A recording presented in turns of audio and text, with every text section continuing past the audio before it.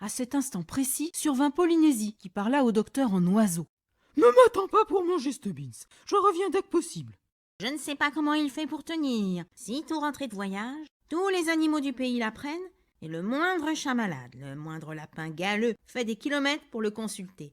Penses-tu que je serai un jour capable d'apprendre les langues animales? Eh bien, cela dépend. Est-ce que tu travailles bien à l'école? Mon père est trop pauvre pour m'y envoyer. Oh, je ne pense pas que tu perdes grand-chose, si j'en juge parce que j'ai vu des écoliers. Mais écoute, es-tu observateur? Suppose par exemple que tu vois 2 étourneaux mâles sur un pommier et que tu les regardes attentivement. Serais-tu capable de les distinguer si tu les revoyais le lendemain? Je ne sais pas, je n'ai jamais essayé. Eh bien, c'est ce que l'on appelle le don d'observation. Remarquez les petits détails à propos des animaux, la façon dont ils marchent, bougent leur tête ou secouent leurs ailes, la façon dont ils hument l'air, font tressaillir leurs moustaches. Ça a l'air bien difficile. Il faut être très patient. Mais si tu viens souvent ici, je te donnerai moi-même quelques leçons. Et une fois que tu auras commencé, tu seras surpris de voir combien tes progrès seront rapides. Tu pourrais soulager le docteur, faire des pansements, donner des pilules. Évidemment, il faut que tu aimes vraiment les animaux.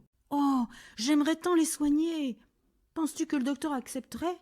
Mais certainement. Chut, il revient. Son petit déjeuner terminé, John Dolittle m'emmena visiter le jardin. Fascinant!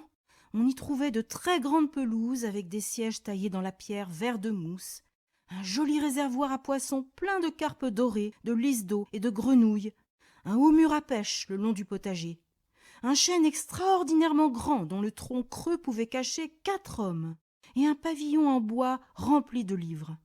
Je fus particulièrement impressionné par une petite maison construite dans les branches supérieures d'un immense arbre d'où mon ami observait la lune et les étoiles au télescope. Dès mon entrée dans ce jardin, je remarquai l'omniprésence d'oiseaux de toutes sortes, de bêtes sauvages telles que des hermines, des tortues ou des loirs, pas le moins du monde timide. Des crapauds de taille et de couleurs diverses sautaient sur les pelouses comme s'ils étaient chez eux. Des lézards verts, espèce rare à Puddleby, se prélassaient sur les pierres au soleil. Soudain apparut un gros serpent noir qui traversait l'allée en se tortillant. Ces gaillards ne sont pas venimeux.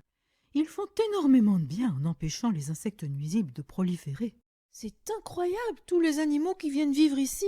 Je suppose que c'est parce qu'ils y trouvent le genre de nourriture qu'ils aiment. En outre, personne ne les ennuie ou les dérange.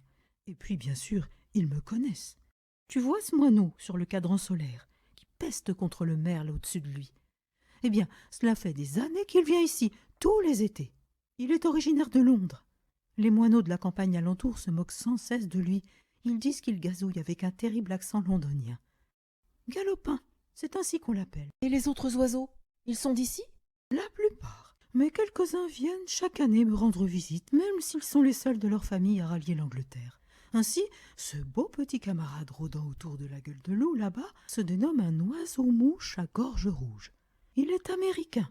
À vrai dire, il n'a rien à faire dans notre climat. Il fait trop frais ici. Je le mets dans la cuisine la nuit. Vers la dernière semaine du mois d'août, un oiseau de paradis rouge fait le voyage depuis le Brésil pour me voir. C'est quelqu'un de très bien. Mais viens, j'ai quelque chose d'autre à te montrer.